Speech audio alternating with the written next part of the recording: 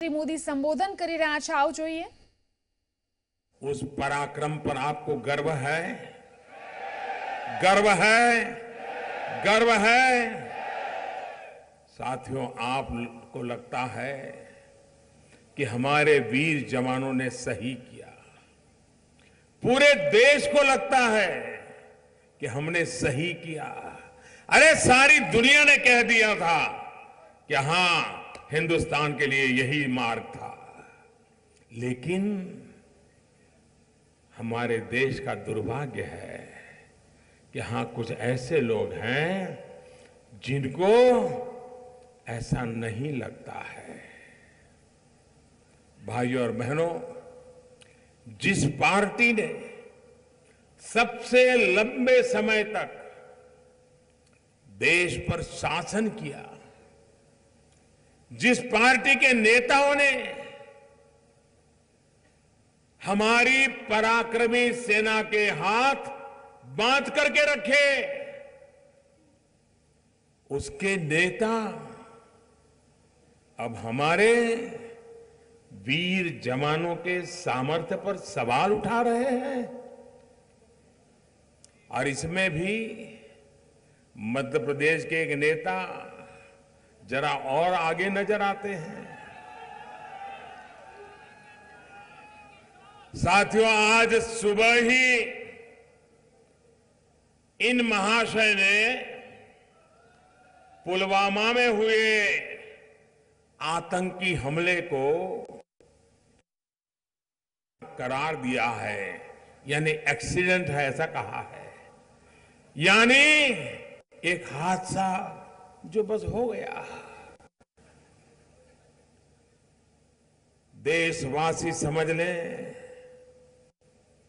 ये ऐसे ही नहीं बोले हैं, ये इनकी मानसिकता है, ये इनकी रगों में पड़ा हुआ है। आतंकियों को बचाने के लिए, उनका पक्ष लेने के लिए अब ये उनके द्वारा किए गए हमले को सिर्फ एक हादसा बता रहे हैं। आप मुझे बताइए, क्या पुलवामा में जो हुआ वो हादसा था क्या? एक्सीडेंट था क्या? क्या ये आतंकी हमले की राक्षसी कृत्य की गंभीरता को कम करने की कोशिश है कि नहीं है? साथियों, नामदार परिवार के ये वही खास सिपा सालार हैं जिन्हें आतंक को बढ़ावा देने वाले अब शांति दूत नजर आने लगे हैं। ये वही महोदय हैं जिनको दुनिया का सबसे बड़ा आतंकी ओसामा बिन लादेन शांति दूत लगता था। यही वो महाशय है जिन्होंने मुंबई के दर्दनाक आतंकी हमले में भी पाकिस्तान को क्लीन चिट दे दी थी और जांच की दिशा को ही भटकाने का प्रयास किया था।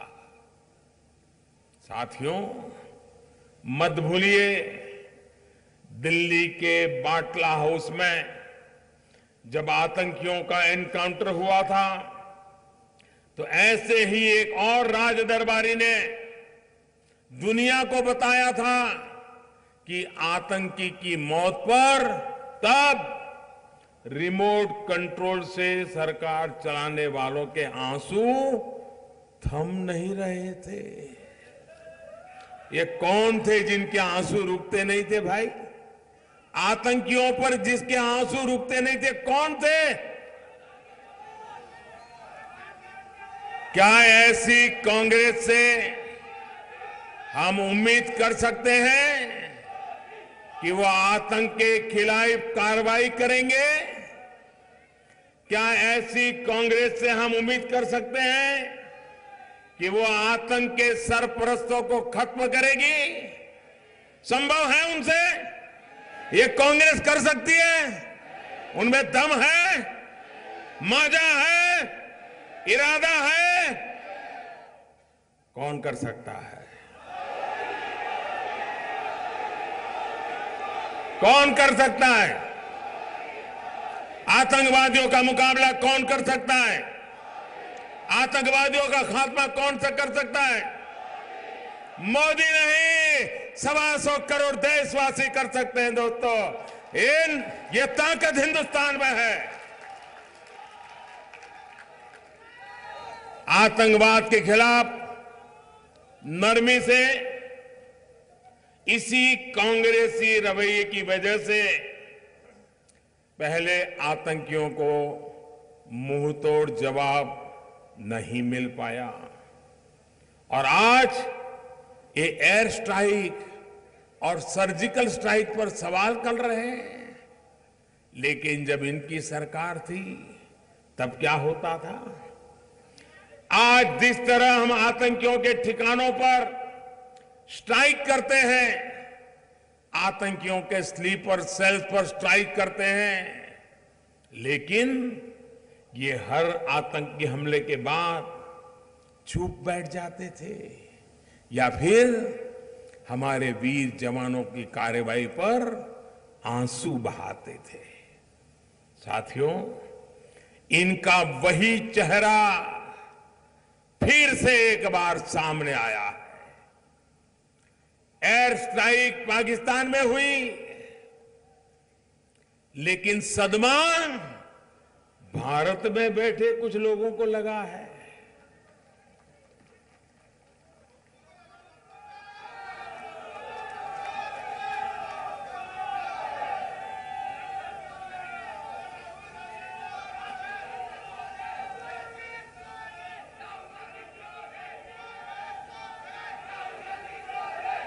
विपक्ष के लोगों का चेहरा देखिए।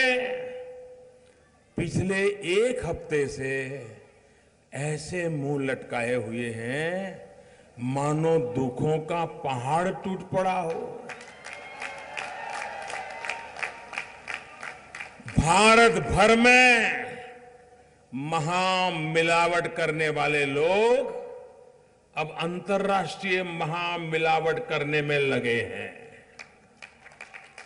सिर्फ अपने राजनीतिक स्वार्थ के लिए पाकिस्तान के साथ मिलकर महामिलावट कर रहे हैं। यहां ये लोग मोदी को गाली देते हैं और वहां पाकिस्तान में इनके लिए तालियां बजती हैं।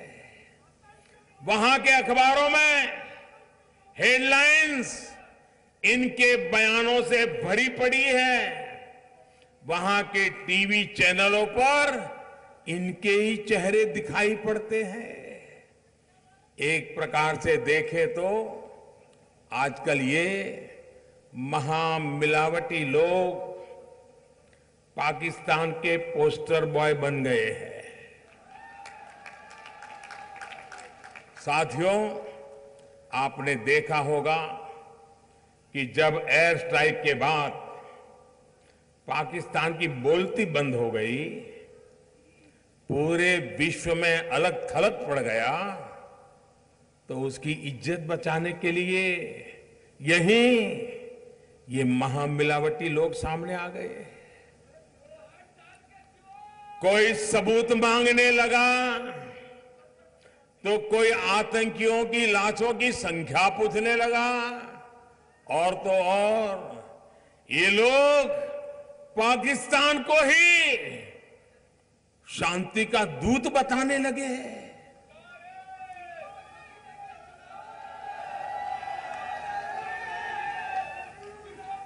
आपने देखा होगा कि यह अंतर्राष्ट्रीय महामिलावट एक सुर में राग आलाप रही है। एक तरफ देश भर में देश को प्यार करने वाले लोग एक हो रहे हैं, तो दूसरी तरफ मोदी की नफरत में सारे मिलावटी लोग चू चू चू चू कर रहे हैं।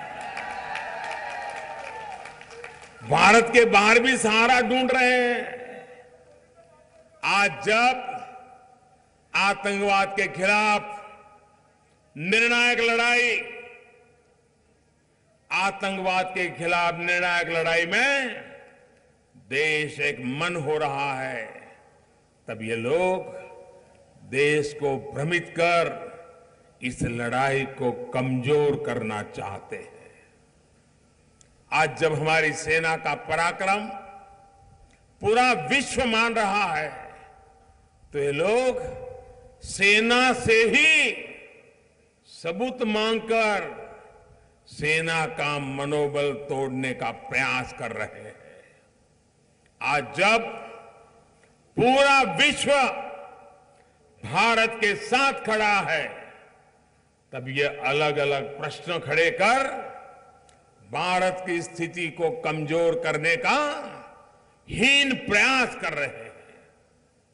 भाइयों और बहनों, कड़े से कड़ा और बड़े से बड़ा फैसला तब आता है और फैसला लेने का हौसला भी तब आता है जब राष्ट्रहित सर्वोपरि हो। सिर्फ अपना परिवार का हित नहीं, भारतीय जनता पार्टी की सरकार के लिए व्यक्ति से बड़ा दल और दल से बड़ा देश है।